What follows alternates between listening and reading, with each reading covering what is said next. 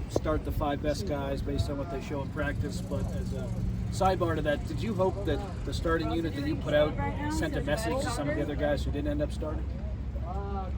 No messages. The guys that practice the best play. I mean, that's the deal. So those guys that practice the most consistent, practice the best, so they were the guys that deserve to start. What'd you make of Alani's debut? Pretty good for a young guy. He still made some freshman kind of mistakes, got a little nervous a couple times, and put his head down a little bit, maybe, things he doesn't do in practice. But overall, for his first ever game, I thought he played really well. You guys had was that part of the game plan going into not have the offensive line go out there consecutively each series to keep switching back? Well, basically it was just a product of, people have not separated themselves in practice yet. So we're kind of like on round 13 of a championship bout, and we're just one judge scores at 155 to 153, the next judge 152 to 155, and I don't know who won. I mean, everybody thinks a different guy won. So I'm just waiting for somebody to quit throwing body blows and throw some knockout punches. When you look at the groups as opposed to individuals, were there any groups that kind of separated themselves on film Saturday? Oh, not really. I played a lot of different combinations of people.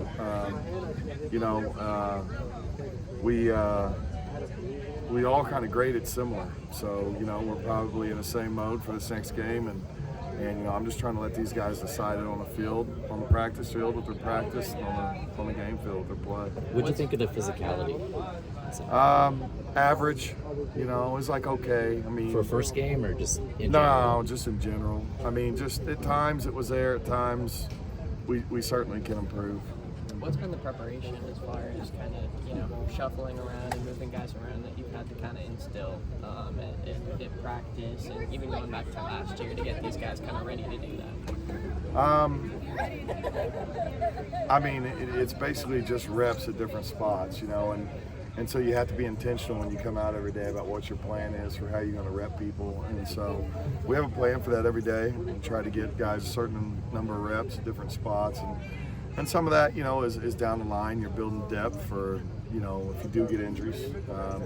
So guys can move to different positions and not be the first time to play it. At this point in the season, are you encouraged by the fact that no one's separated, or do you? Well, you can look at it two ways. You can be discouraged by it and wait for somebody, and be like somebody needs to step forward with consistency of their play, or you can also look at it from the standpoint the guys are playing pretty good and they're battling, and you got more than one guy that's in there playing at a pretty high level. So that's the way I kind of take it, as a second way. But we still, I feel like we have some guys that have the ability to separate, and hopefully we're going to do that over the next few weeks. What are you looking for as far as separation these next couple of games? What specific kind of traits are you looking for? Yeah, just consistency of assignment and technique, and and really, I call it operating. It's the best offensive linemen, even when they lose slowly. When you have a fast loss and there's someone free in the backfield, the whole play's messed up. You only have a chance for someone else to make it right. We got a guy behind us that's pretty good at making them right, and so we just got to be more consistent at executing our assignment and operating. Caleb's a guy who can give you some kind of uncommon reps in game situations. How much do you guys practice maybe those extended plays, and what's the challenge for a lineman for those types of plays? Well, we practice those a lot. I mean, because it happens while he's out here playing against, in live work against our defense. The challenge is that you have to be, when your quarterback is as elusive as Caleb is and loves to extend plays like he does. I think one of the biggest challenges is just you're on a guy, you're blocking him, and all of a sudden the quarterback separates from the pocket, and you can get holding calls.